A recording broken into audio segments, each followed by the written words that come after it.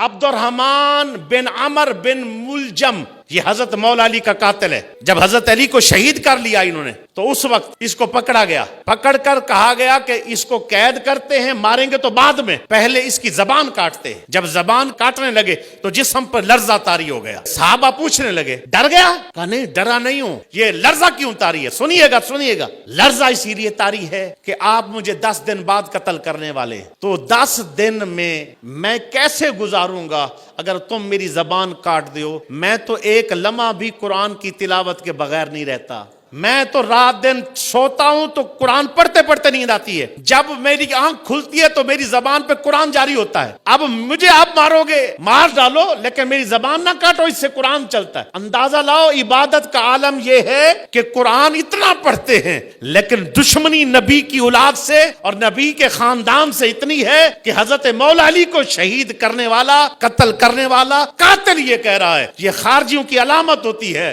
کہ وہ عبادت پہ تو زور ہوگا لیکن نبی کے ساتھ اور نبی کی اولاد کے ساتھ ویر ہوگا۔ بھئی 6 اہل بیت کے افراد حضرت امام موسیٰ کاظم تک، امام احمد رضا تک جیل میں رہے ہیں اور ان لوگوں نے زہر دے دے کر ان کو قتل کیا ہے۔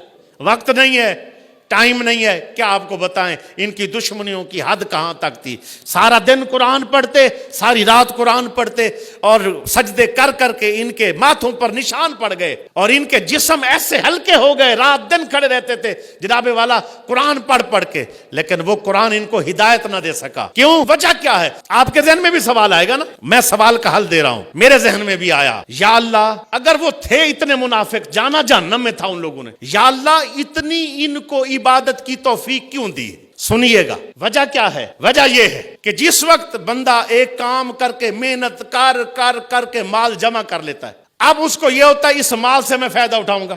جب وہ مال کے فائدہ اٹھانے کا ٹائم آتا ہے اس کا مال سارا ضائع ہو جاتا ہے۔ اتنی محنت کی، کمایا اور کام نہیں آیا۔ انہوں نے چلے کاٹے، محنت کی، کوششیں کی، سجدے مارے، سارا کچھ کیا۔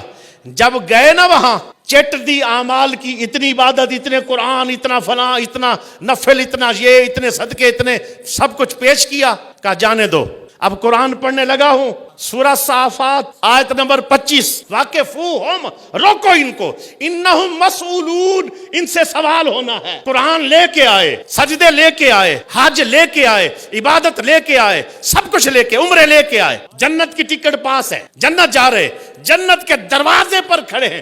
واقفوہم انہم مسئولون، ان سے ایک سوال باقی ہے، ابھی بھی باقی ہے۔ کہاں؟ ہاں کیا سوال ہے؟ کا سوال یہ بتاؤ اہل بیت سے پیار تھا کہ نہیں؟ اگر اہل بیت کے دشمن ہیں اٹھا کے مارو سجدے ان کے منہ پر۔ اب وہ چیخیں ماریں گے، ہائے جنت یہ تھی، ایک ہی قدم باقی تھا، جنت میں جانے والے تھے، محروم ہو گئے، مارے گئے، برباد ہو گئے، ہلاک ہو گئے، ہماری تو ساری محنت اکارت ہو گئی، برباد ہو گئی، تباہ ہو گئی۔ اللہ بھی اسی لیے توفیق دیتا ہے، رگڑو، لگے رہو، سب کچھ رہو، سارا کچھ تیرے منہ پہ ماروں گا، جتنی چاہے محنت کر لو۔ اگر نبی سے، نبی کے اصحاب سے، سرکار کی اولاد سے وفا نہیں کی تو اللہ اٹھا کے ہر چیز منہ پر مارے گا۔ آؤ سنی تیرے مقدر پر قربان جاؤں۔ ادھر حضور شفاعت کریں گے، ادھر نبی کے اصحاب شفاعت کریں گے اور نبی کی اولاد شفاعت کریں گے، اولیاء اللہ شفاعت کریں گے جن کے ساتھ نسبت ہوگی۔ بتاؤ ایک شفاعت سے برکت ملے گی جنت، بقایا اتنی سفارشیں ہوں گی۔ حضور نے فرمایا جس کے حق میں جس کی سفارشیں زیادہ اتنے جنت میں درجے بلند ہوں گے۔